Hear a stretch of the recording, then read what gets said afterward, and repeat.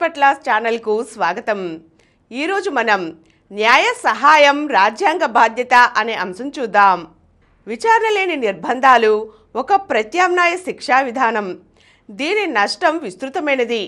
నిందితుల న్యాయబద్ధ జీవనాధారాన్ని ఇది దెబ్బతీస్తుంది. వారి సామాజిక విశ్వసనీయతను నాశనం చేస్తుంది. నిరాశ్రయులను చేస్తుంది. తిరిగి నేరం చేసి జైలుకు వెళ్లే పరిస్థితులను కల్పిస్తుంది. ఈ పద్ధతి నేరాల నుంచి సమాజాన్ని రక్షించేది కాదు. సెల్ ఫోన్ దొంగతనం చేశారని అతన్ని అరెస్ట్ చేశారు.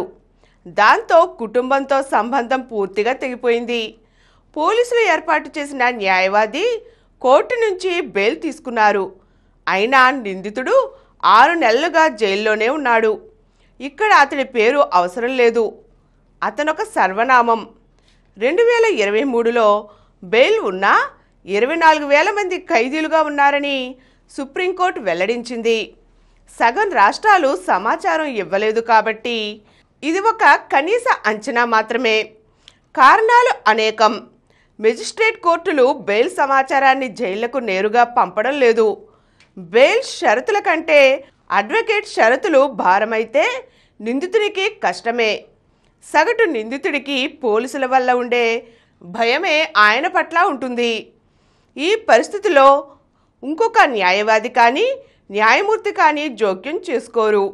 మీకు న్యాయవాదికి మధ్య బంధం పవిత్రమైనది. అది జవాబుదారీతనానికి అతీతం. గత కొన్నేళ్లుగా ఏడాదికి 17 నుండి 18 లక్షల మంది జైల్లో నిర్బంధంగా ఉంటున్నారు. అధికారిక గణాంకాలు విచారణలో ఉన్న ఖైదీలు 73% ఉన్నారని, కానీ వాస్తవ సంఖ్య 91% అని తెలుస్తోంది. వీరంతా న్యాయబద్ధంగా చట్టరీత్యా నిర్బంధంలో ఉన్నారని ప్రాసిక్యూటర్స్ కూడా చెప్పలేరు. జరుగుతున్నదేమిటో పోలీసులకు కోర్టులకు బాగా తెలుసు. నేరం రుజువు కానంత వరకు ప్రతి నిందితుడు అమాయకుడేనని సూత్రం శతాబ్దాల పోరాట ఫలితం. రాజ్యాంగంలోని 22వ అధికరణం కస్టడీలో ఉన్న ఏ వ్యక్తికి న్యాయవాదిని సంప్రదించే హక్కు, రక్షించుకునే హక్కును నిరాకరించరాదు అని తేల్చింది. పోలీసులకు, న్యాయవాదులకు, న్యాయమూర్తులకు వర్తించే ఆదేశం. ఇది రాజ్యాంగ నిర్మాతలు వలస రాజ్యంలో చవిచూసిన అనుభవం. ఈ అధికరణకు పునాది వ్యక్తి స్వేచ్ఛ. సహజమైన విషయంగా దానిని ఉల్లంఘించడం అధికార స్వభావంగా ఈ అధికరణ తెలుపుతున్నది. చట్టబద్ధమైన, న్యాయబద్ధమైన కారణం లేకుండా వ్యక్తి స్వేచ్ఛను అడ్డుకోవడం రాజ్యాంగ విరుద్ధం. ముఖ్యంగా న్యాయ సహాయం ద్వారా రక్షణ పొందే హక్కును ఎవరూ అడ్డుకోవడానికి వీల్లేదు. న్యాయసమ్మతమైన కారణం లేకుండా వ్యక్తి స్వేచ్ఛను నిరాకరించే ప్రయత్నాన్ని ఎవరు చేసినా అడ్డుకునే బాధ్యత న్యాయ వ్యవస్థ మీద ఉంది. కానీ ఈ నిబద్ధత కార్యనిర్వాహక వర్గం పట్ల న్యాయ వ్యవస్థ వైఖరి మీద ఆధారపడుతుంది. ఫలితం స్పష్టం. విచారణ లేని నిర్బంధాలు లక్షల్లో. నిందితుడికి ప్రభుత్వానికి మధ్య ఉన్న అసమ సంబంధంలో ఎవరు ఓడిపోతారో తెలుసు. మరి రాజ్యాంగం హామీ ఇచ్చిన న్యాయానికి పట్టే గతేమిటి? ఈ ప్రశ్న ఫలితంగా చాలా దేశాల్లో న్యాయ సహాయం హక్కు నిందితుడికి వచ్చింది. అధికరణ 39A భారత రాజ్యాంగంలో చేరింది.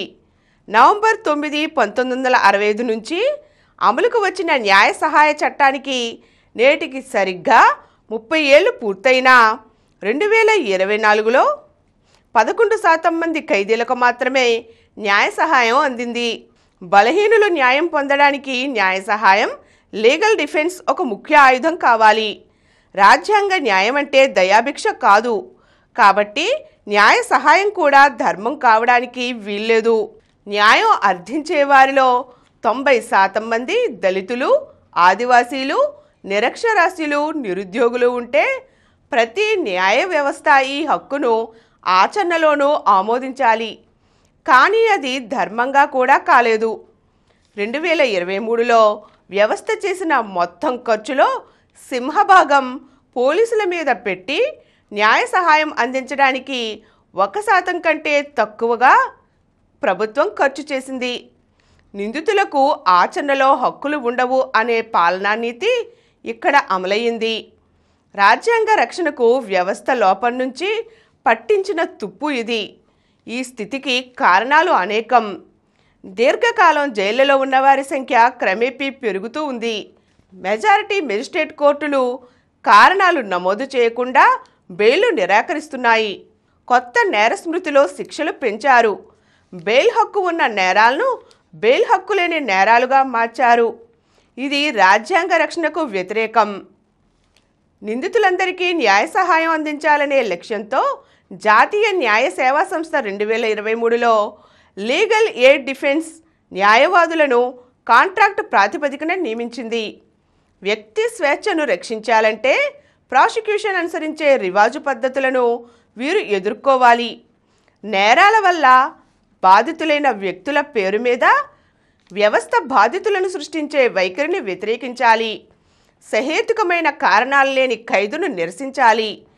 జైలు నిర్బంధాన్ని చివరి చర్యగా కాకుండా యథాలాపంగా ప్రయోగించడం రాజ్యాంగ విరుద్ధమని వాదించాలి. ప్రతీకార ప్రజాభిప్రాయానికి వెరసి జైళ్లను నింపుతున్న న్యాయస్థానాలను జవాబుదారీ చేయాలి. విచిత్రంగా మెజిస్ట్రేట్ కోర్టులకు బెయిల్ వ్యవహారం ప్రధాన కర్తవ్యం కాదు. నెలకు 18 కేసులలో విచారణ పూర్తి చేయాలని వాటికి హైకోర్టుల నుంచి నిర్దేశం ఉన్నది. ఫలితంగా బెయిల్ కేసులను పరిష్కరించడం వాటికి అప్రధానం అయిపోయింది. ప్రతి బెయిల్ ఆర్డర్ను 24 గంటల్లో జైళ్లకు ఈమెయిల్ ద్వారా పంపాలన్న సుప్రీంకోర్టు ఆదేశానికి 4 ఏళ్లైనా దిక్కులేదు. ఈ కోర్టులకు ఖైదీలకు మధ్య కమ్యూనికేషన్ ఉద్దేశపూర్వకంగానే వెనుకబడిపోయింది. ఇది లక్షల మంది జీవన్మరణ సమస్య.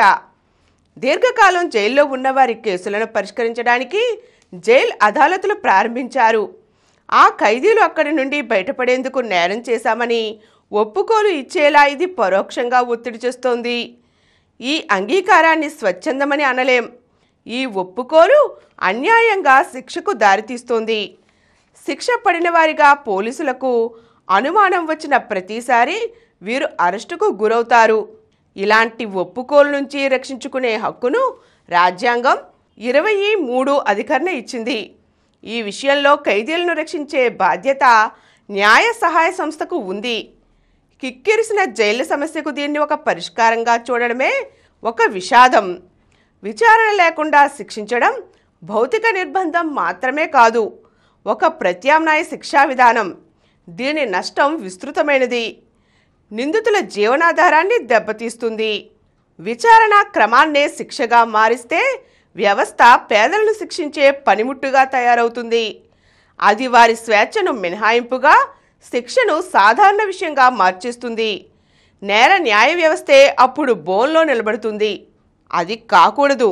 అంటే న్యాయ సహాయ హక్కును భిక్షగా కాకుండా ఒక రాజ్యాంగ బాధ్యతగా వ్యవస్థ పరిగణించాలని ప్రొఫెసర్ మురళీకరణం గారు న్యాయ సహాయ చట్టానికి 30 ఏళ్లు పూర్తయిన సందర్భంగా ఒక శీర్షిక ద్వారా వివరించారు. ఈరోజు మనం న్యాయ సహాయం రాజ్యాంగబద్ధ హక్కు అనే అంశం గురించి తెలుసుకున్నాం కదండి. మరో చక్కని అంశంతో మళ్ళీ కలుద్దాం.